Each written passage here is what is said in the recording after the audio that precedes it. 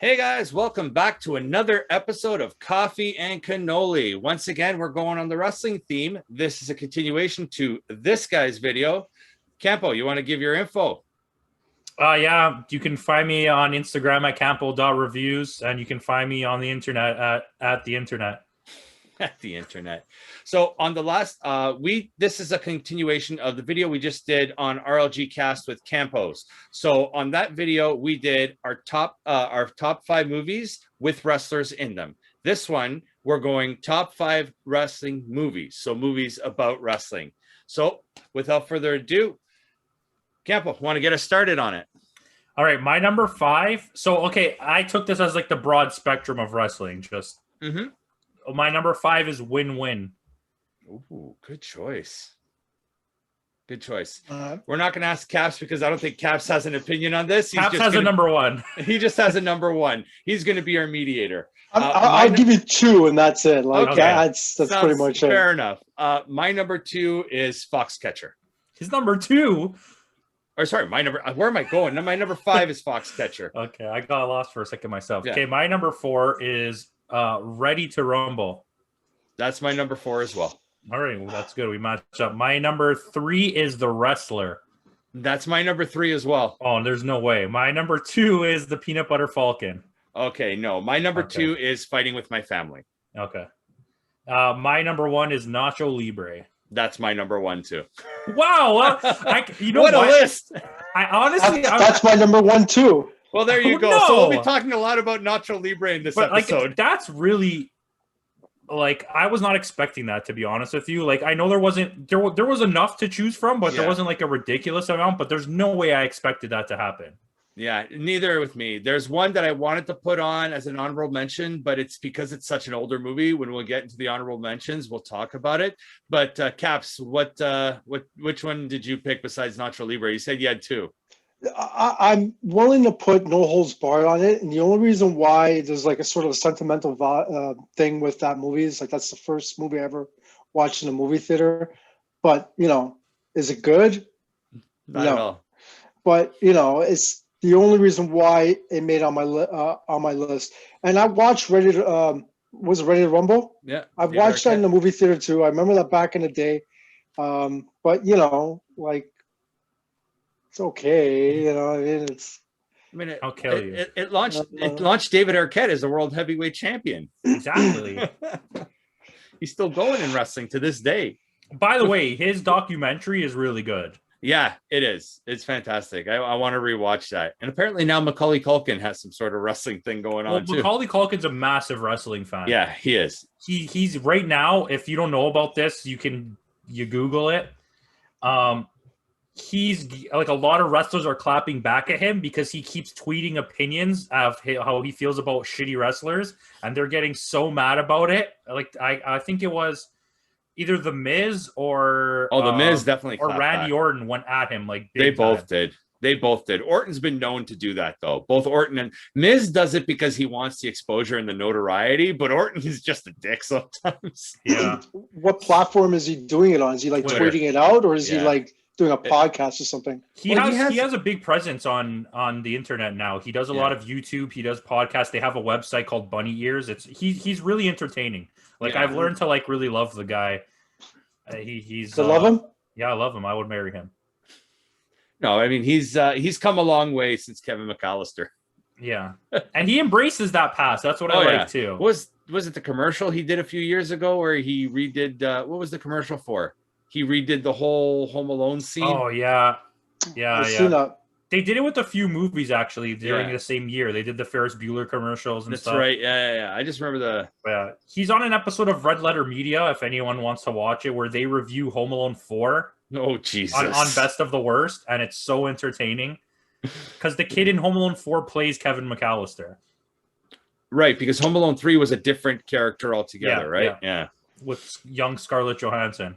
Yeah. You guys said like he embraces his Kevin McAllister role.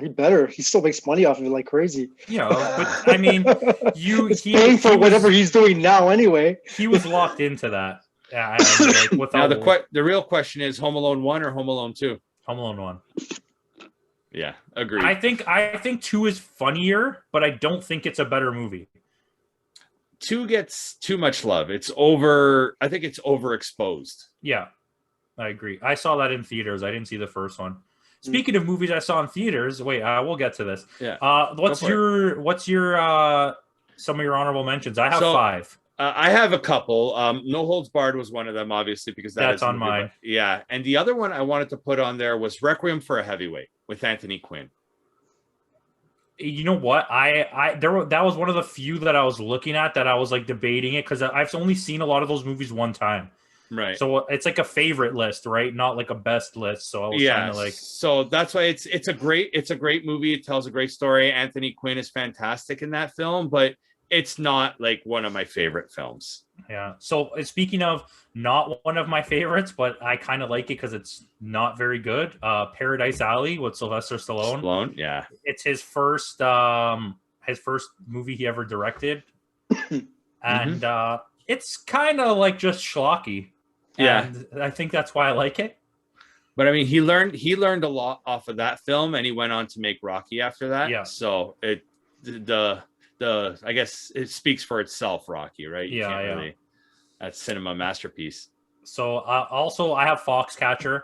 Yeah. I don't really like Foxcatcher. I think it's a good movie, but that's why I put it on honorable mentions. And Fighting with My Family is a good movie. I enjoyed it, but I don't care about modern wrestling enough to like embrace the like culture of that. I think The Rock is good in it. I think Florence Pugh's amazing. Yeah. I think Nick Frost is really good. It's the story of what's her name?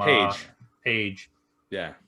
Who it's like the big argument that, and it's funny because it's wrestling fans that went at it really hard was she doesn't look like her. I don't care about that. Yeah. The only thing is I followed that storyline when I watched it live. So I watched that storyline unfold live, and they cut out a whole section of her career. She went from just signing to NXT to winning the championship, and that didn't happen. They missed her whole 2 years or whatever it was in NXT as the NXT champion. They probably could have done that better, right? Like that stuff I don't know, right? Because I don't watch that really. Yeah. But I mean, was it produced by The Rock? Yes, it was his production company and WWE Studios, I think. Yeah, it was. And this is the thing. I know they got her before she really blew up, but the fact that they somehow roped Florence Pugh into doing this movie is what blows my mind. Because it's not that it's a bad movie. It's actually a pretty well-made comedy, like whatever. It's a silly comedy, yeah. But like this is a movie she never would have looked twice at now. No. Especially anything that involves WWE productions is like, no, you're not pulling anybody who's a big name, really. No, that's career suicide if you're an established name, or even if you're just starting out in the industry. Yeah, but she did really good, like really good, and she learned a lot of the moves too, apparently. Yeah, but now she's doing Black Widow, so yeah, she blew up, and Paige disappeared off the face of the earth. Yeah. So she's a Twitch streamer now, apparently. Yeah, it's like this is a thing I have. I know this is off topic. Is this okay just to talk about wrestling? Yeah, just talk about wrestling, man. So a lot of the modern female wrestlers, even when they get extremely famous, they either get cut off by WWE or they get pushed so far back that they leave on their own. And I don't know what it is about female wrestlers in WWE, but this seems to happen nonstop. It's Vince does not see any money in female wrestlers. He thinks there's no money in female wrestling. But why does he always get rid of them at the height of their value? Like, why would they? I think it's they leave. It's they leave. Is it? Because like AEW and what's the other one? Ring of Honor. Yeah, they have like all the good female wrestlers that left WWE. Their whole like their best wrestlers are all females now. Impact, Impact Wrestling. Yeah. But I think it's the fact that he sees no money in women's wrestling. Trish Stratus left at the height of her career. Mickie James left at the height of her career. Came back recently, but left again. Lita left at the height of her career. Like all these women leave. It's not that they're not pushed. It's they leave because they don't want to. And at the time especially when they left, there was really no other option for them. Like Mickie James went to Impact for a little bit, but that's about it. Yeah, because like you had up and coming people. Like I'm not gonna say they were very good, but you had like Emma, who Yeah. became a fan favorite and then just got booted out of the company. Yeah. And then you had her friends, the two girls. Shit, I have their literally their rookie cards. I don't know where they are. They're rookie cards. Peyton Royce. Oh, Peyton Royce and Billy Kay. Now they both got kicked out, didn't they? Yep. Yeah, And they're it's both like- gone too.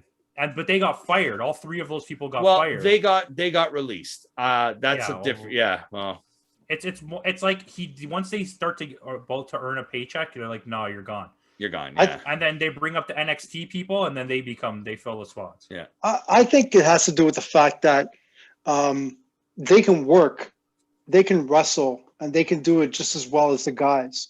Mm-hmm. And I think their stance is that they want just as amount of time, the same amount of time as the guy wrestlers get. So like I guess the stance from the women's perspective is, what's the point of doing what I'm doing for only 5 minutes when the guys are having 30 minutes of TV time? Why should I even do what I'm doing on here when I can go to AEW or what's the other one? Impact, I think. Impact. Yeah. There's Ring of Honor. There's so many. Where and the whole reason why you recognize some of the wrestlers on AEW and Impact is because they're given the platform to do what they do 25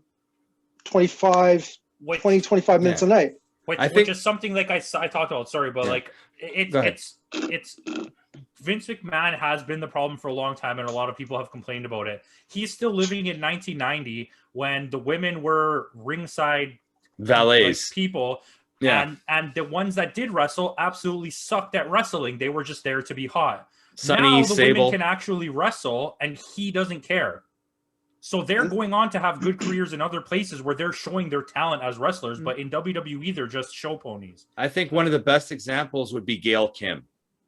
Yeah. Gail Kim had an absolutely terrible career in WWE, but she goes to Impact and she shines. She's actually an amazing wrestler. Yeah, she was one of their top, and local talent too. But and she was one of not just their top female stars, she was one of their top stars in the company. So it goes to show you. And a lot of the female wrestlers that are there now are like second and third generation. So they have the training. You have Tessa Blanchard, which is Tully Blanchard's daughter. You have Paul Ellring's daughter, Rachel Ellring. So there's like second generation that have been trained by some of the top stars in the world. So they can go, but it's... Yeah, what's her name? Charlotte Flair's there? Yeah, but the less we talk about Charlotte Flair, the better. What are the two Japanese wrestlers they have that are both really good too, and they never get a chance? In WWE? Yeah. You have Asuka. Asuka's a shit, man. Yeah, there's Asuka, there's one other one. Io Shirai is the other one I know. There's Io Shirai, Kairi Sane. But like they're really good actual wrestlers, but they never get like title shots or anything because they don't like silly them. feuds. Right now, Asuka is involved in a feud with Alexa Bliss where they're doing like some voodoo magic on her. Like no kidding. And like I respect Alexa Bliss. I think as like an actor, she's really well and she does a good job in the ring and she's cute as hell. But like they took her from being a rising star in the women's division to being a character. Now she's just a character. What sucks with that is they gave Alexa Bliss Bray Wyatt's character. Yeah. She's now the Fiend, basically. Yeah, and it's like and where's Bray Wyatt? Like this is so weird that I know this any of this because I literally don't watch wrestling. Like, but he has been absolutely dogged like 8 or 9 times with great characters that he builds that he just gets pushed to the side and he has to keep coming back with new characters. The reason being is because Vince didn't come up with them. Yeah, exactly. That's exactly the words. But why do you think is like? Why do you think NWO didn't get the push that they got? It's because it wasn't Vince's creation. So listen, NWO was an absolute world revolution for wrestling fans in the 90s. If you like WCW or not, you knew who NWO were. Yeah. And they pulled names, like real names, not like, oh, we got X-Pac and D-Generation X. No, you had Hogan, you had Scott Nash, you had Bret Hall. Scott Nash? Bret Hall? Sorry. The hockey player? Bret Hart. He could right when he said that. I already Welcome got a to name Five wrong. for Talking. Welcome to Five for Talking. But yeah, you know what I mean, right? Like they had real wrestlers in those. Yeah, things. they had weren't big just names. like, But not only the that. opposite of what Vince McMahon is looking for. Sorry, I didn't mean to cut you off. And Vince McMahon carbon copied that after with the Attitude Era. It was Generation X. It was the Ministry. It was all of those things. The corporation. Then they merged, became the Corporate Ministry. Yeah, like it was me, Austin. And Ben Bishop, Eric Bischoff talks about it a lot in his podcast, which is really good. Yeah, go listen to 83 Weeks. He had so many good ideas, and Vince McMahon would just come and take them and then redo them in his own way. Yeah, but Vince is always going to go for those characters and all that stuff and the cheesy 90s, 80s stuff. Like he wants those larger than life characters, the big, like those big menacing guys with like. That's why he likes like big guys like Batista. Like he's all about jacked up guys. Like what's that stupid Ryback? Like that guy sucks, but he gets pushed so hard. Listen, I know we're so off topic from movies, but like the one that makes me so mad, and even though I don't watch it, I see what they're doing now, and I understand it makes sense now. Finally, what's the guy that's the Rock's cousin or whatever? Roman Reigns. Roman Reigns is not a bad wrestler, but he's absolutely a trash actor character. He's so bad. He never should have been pushed as a babyface. He was pushed as a babyface for so long, and now they just realized, oh shit, no one likes him. Let's make him a heel, and it's working. Like, how did you not realize for like 8 years that nobody liked this guy? Nick mentioned that in the last episode too. I mentioned that before. Yeah, like that's not his fault though, eh? I know it's not his fault. It's Vince McMahon's fault. Exactly. So it all comes down to Vince. Like it took Roman Reigns to leave and to like argue his points and be like, listen, I'm not accepted as a face. I need to go heel. It doesn't matter if I'm making you guys money. I will still make the same kind of money as a heel. And finally he got his way, and look what happened. Like I think too the fact that there's no crowd helps. Yeah. I mean, it makes it easier to push your new decisions because there's no one to argue it, and then you have to accept it. Like I'll tune into SmackDown every once in a while. It's always the better show. Yeah. I can't watch Raw for the life of me. I can't. But like SmackDown, it's like some of the stuff that they do is pretty entertaining. It's so funny that you said that because I just remember, like, I watched both and like I would say like my big wrestling era time was like 1995 to like 2000, like maybe 2001. Yeah. And I was like all in on WCW and Raw, but like I never really got into SmackDown. I still watched it, even Thunder. Yeah. That's the difference. WCW was like both shows were the same show. Yeah. WWF, even before they had the split, they was like two different shows, Raw and SmackDown. We talked about that. We talked about that. We were saying that Raw was always the more theatrical show, where SmackDown was the work show, where everybody put in the work. Like even to this day, right now, we mentioned it in the last episode with Cesaro, Daniel Bryan, Nakamura. These guys can go. Yeah, it's like Sunday Night Heat used to get overlooked constantly. But so many of the good wrestlers that came in the later 2000s all came from Heat. Yeah, you had Eddie Guerrero buried in Heat for a while. Like, what was that about? Probably one of the top talents in the company. Yeah, top talents of all time in terms of wrestling. SmackDown was the show. Like it was the worker show, and you know when you look at what was going on before, like Triple H is champion, boring as hell. Sorry. It's like it was always the champ. That's the thing. He wanted to break Ric Flair's record was what it was. Yeah, and because he had a little bit of power, he's beating everybody. It's like, okay, what kind of...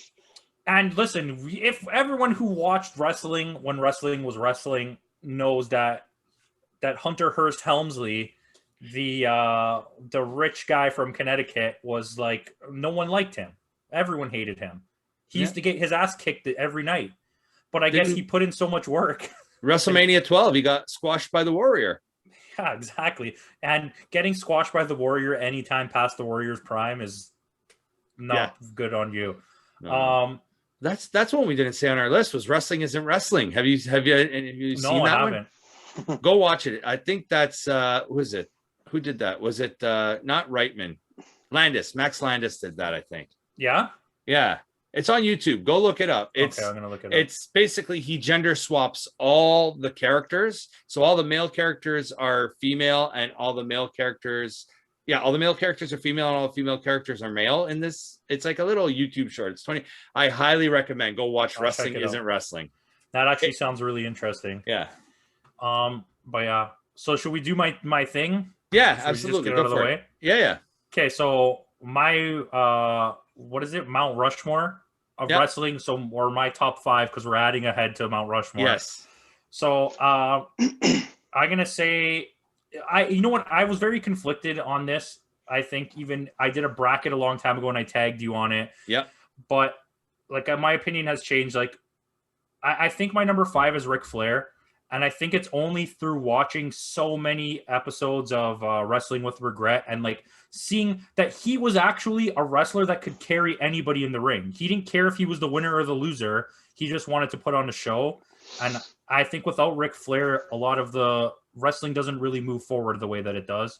I agree. So he's my number 5. I will debate that after. Number 4. I mean, you want my honorable mentions quick? It's like Undertaker is pretty close right there for me, just in terms of like my favorite. And then like there's other ones, but the Undertaker is probably the most prominent. Number 4 is Macho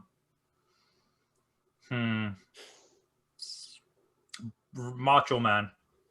Macho Man is my number 4. He's maybe the most charismatic, like in his own friggin' world. I've never seen anything like it. And he, just like Ric Flair, could carry any match. And he never got enough shots at real titles. It was always the Intercontinental, and he deserved more World Championship shots because he was better than Hogan. That we mentioned that on your episode on RLG Cast about Macho Man and how he carried George Steele in and he was in Ed Wood, right? So. Yeah.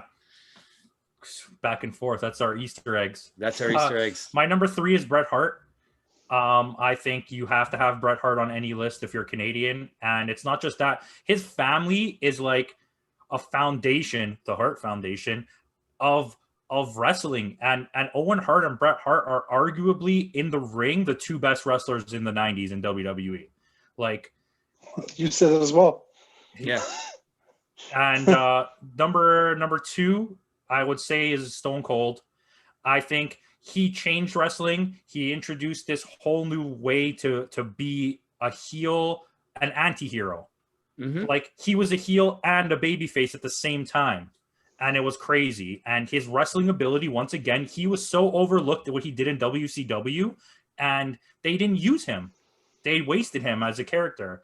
And then my number 1 is The Rock, because he, to me, was the best combination ever of a heel and a babyface. He was hated so much as being when he was a heel, but then when he became a babyface, he's arguably the most popular wrestler ever. He walks into the ring now, like sometimes we'll just watch ring entrances, like a compilation of The Rock coming in at like random WrestleManias and the crowd being so loud that it's like louder than a team winning a championship. Watch the entrance where he comes back for the first time in like 7 years. I think it's right before WrestleMania 28 when he battles John Cena for the first match at I think it was WrestleMania 28. Is it New York? Yeah. And yeah, he comes I and that ovation that he got on Monday Night Raw, I have not seen in like 20 years. Like the building is like shaking from how loud it is. And that's like how I felt as a kid watching it. I was like, every time he came in the ring and you heard, "Do you smell?" and you're like, you were like immediately out of your chair, like, yeah, something good's gonna happen. And then when he teamed up with Mankind and like, I mean, I think that, and he was a really good wrestler. He's a really good actor, and he just, to me, that's my favorite. That's my Mount Rushmore. Suck it. Wonderful.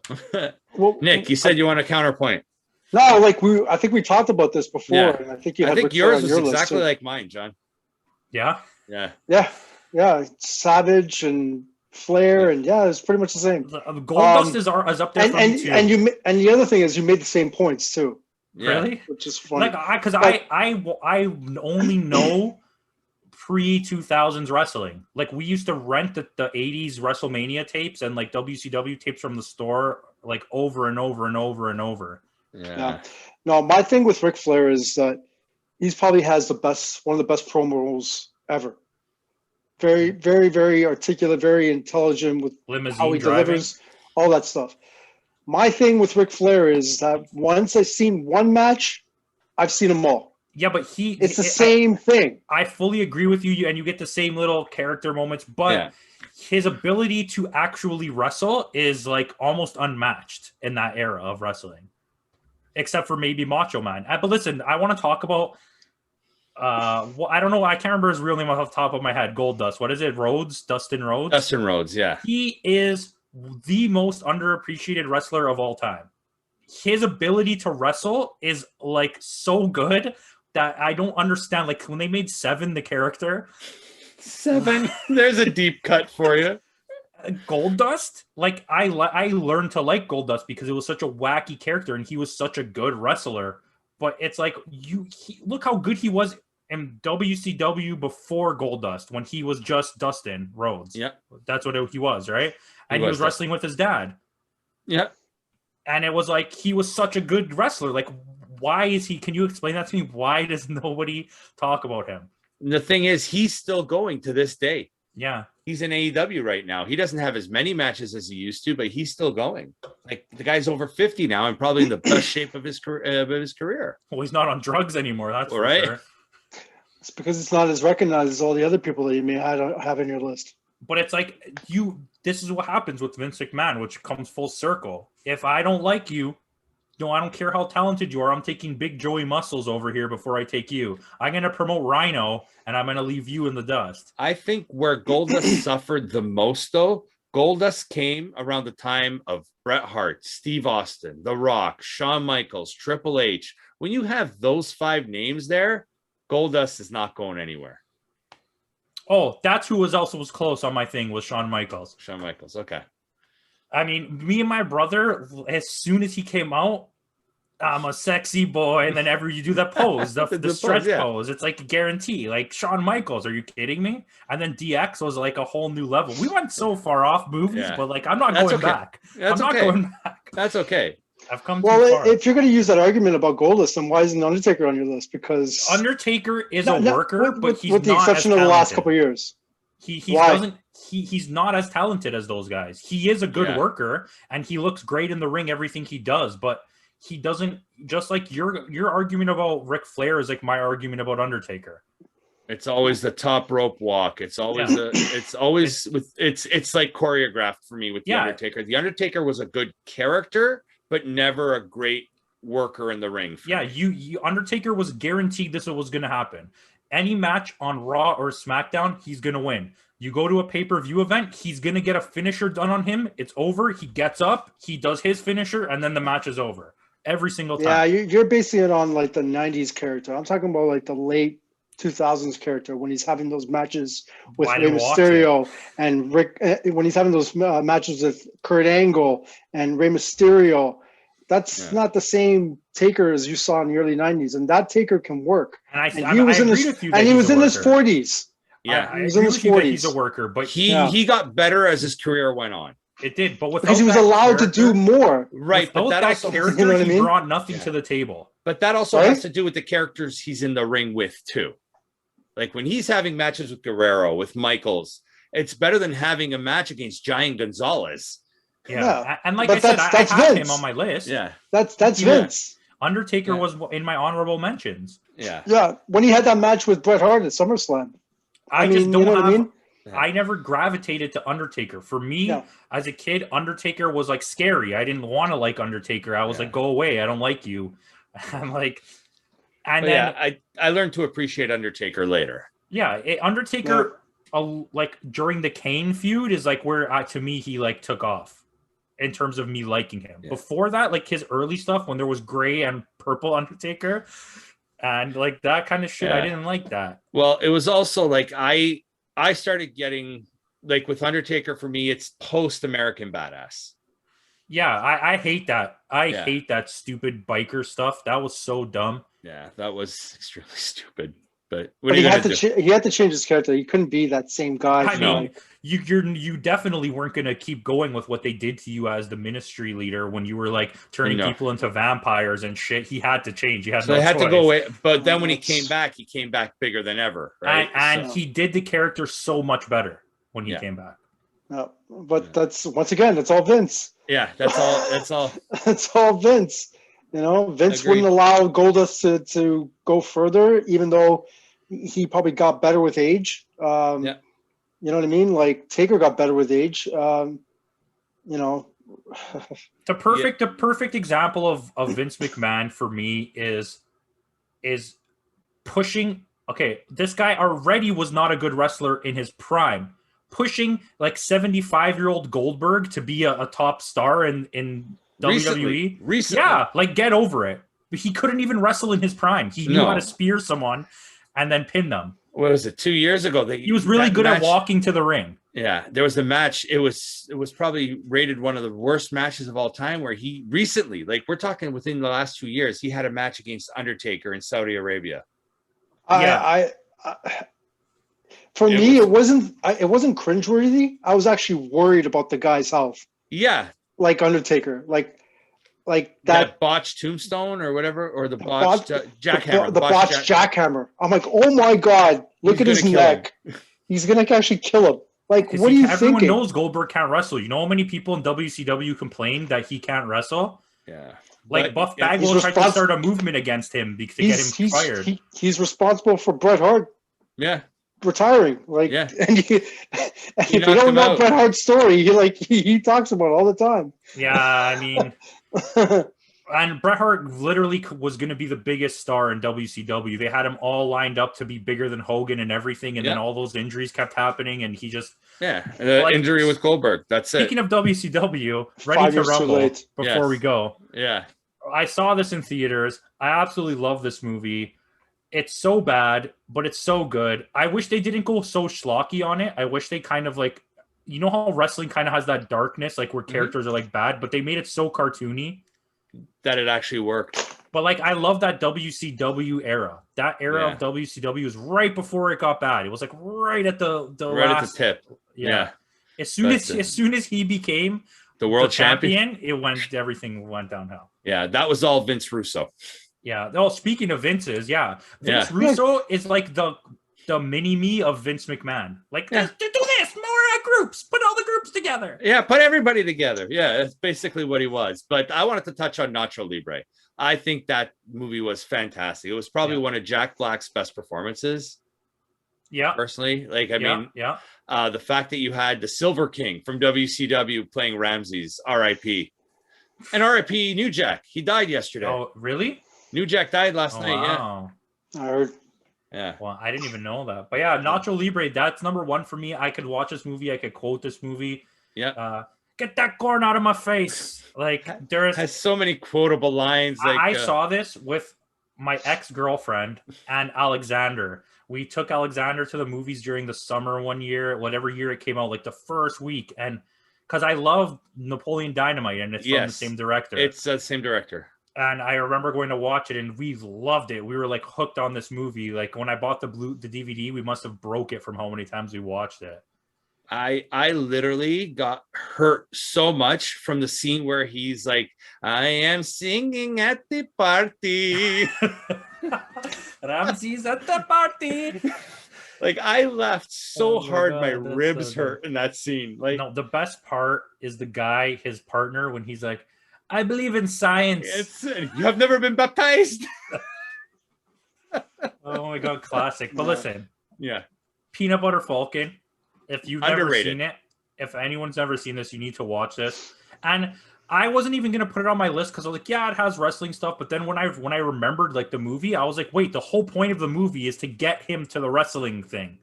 And then Yeah. there's actual wrestlers there, right? Isn't Yep. there? They're wrestlers in the movie. Yeah. Yeah. So I forgot who. I can't remember off the top of my head, but yes, there are wrestlers in that film. But yeah, Peanut Butter Falcon is very much an underrated film. Yeah, it's one of the most underrated movies of the last 5 years.